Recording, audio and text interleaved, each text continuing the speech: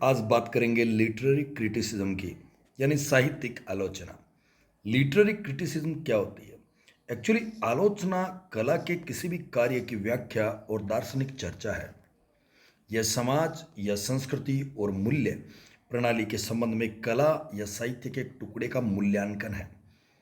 निम्नलिखित अध्याय विभिन्न शैलियों के लेखकों द्वारा विकसित साहित्यिक आलोचना से संबंधित है। तो आइए अपन लिटरेरी क्रिटिसिज्म यानी कि साहित्यिक आलोचना के बारे में समझना शुरू करें। दोस्तों, इसका नेचर और फंक्शन कैसा है? Nature and function of criticism, यानी आलोचना की प्रकृति और कार्य। आलोचना शब्द यानी क्रिटिसिज्म शब्द क्रिटिकोस शब्द से बना है, जिसका अर्थ है न्याय करना या और व्याख्या करना।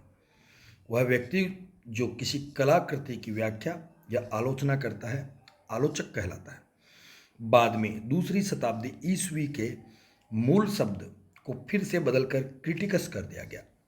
आलोचना का उद्देश्य साहित्य का मूल्यांकन करने से हटकर विभिन्न ग्रीक और लैटिन लेखकों के साहित्यिक कार्यों की व्याख्या करने पर केंद्रित हो गया। इन कार्यों के आलोचनात्मक विश्लेषण ने हमारी जिज्ञासा जगा दी।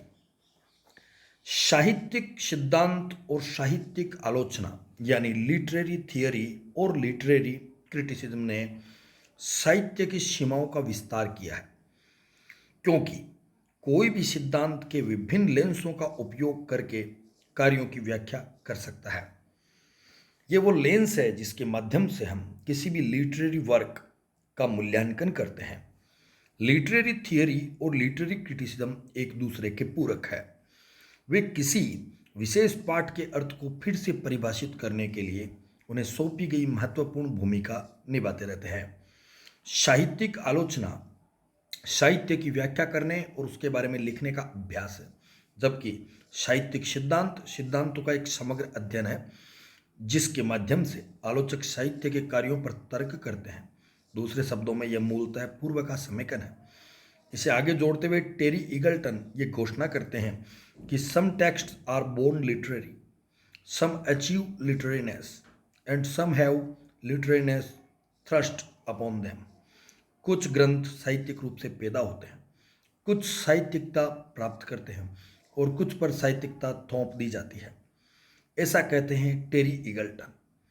टी.जी. विलियम एक साहित्यिक आलोचक हैं जो ये कहते हैं, the function of literary critic is the evaluation of what has been written in terms of aesthetic principles appropriate to literature। एक साहित्यिक आलोचक का कार्य साहित्य के लिए उपयुक्त सौंदर्य सिद्धांतों के संदर्भ में जो लिखा गया है उसका मूल्यांकन करना है, ऐसा कहते हैं टी.जी. विलियम। दोस्तों, वह एक आलोचक की गुणवत्ता का भी वर्णन करते हैं।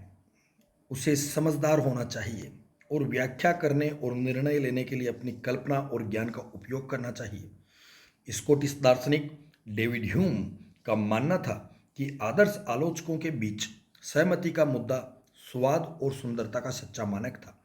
और सबसे महत्वपूर्ण बात यह है कि एक आदर्श आलोचक को पूर्वाग्रह रहित होना चाहिए। सबसे बड़ी बात है कि उसको प्रिजुडिस या पूर्वाग्रह से रहित होना चाहिए।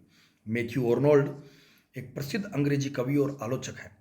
उस श्रेणी से संबंधित है जहां आलोचना तुलनात्मक हो जाती है और उनके अनुसार केवल तुलनीय गुणों की ही तुलना की जानी चाहिए, क्योंकि वो कहते हैं, मैथ्यू आर्नोल्ड कहते हैं कि criticism is a interested endeavour unbiased by critics own process of learning and influence distinctively the best thought and said in the world.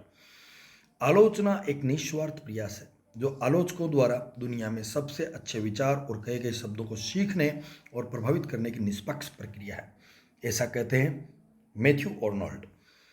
Helen gardener का मानना है कि आलोचक का कर्तव्य पाठक के लिए पाठ का प्रतिपादन होने के बावजूद पाठकों को अपने लिए पाठ की जांच करने में मदद करना है, ऐसा कहती है हेलेन गार्डनर। ड्राइडन के अनुसार यह कला के काम की क्षमता है जो अपने युग के लोगों को पार करती है और काम को महान बनाती है।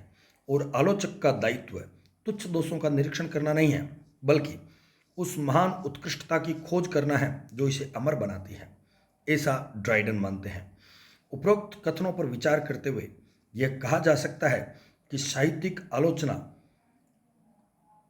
आलोचक अक्सर काम या साहित्यिक कृति का बारीकी से अध्ययन करते हैं, साहित्यिक सिद्धांत की विचारधारा के आधार पर उनकी आलोचना करते हैं या अन्य आलोचकों के संस्करण की सुदृढ़ता पर विवाद करते हैं।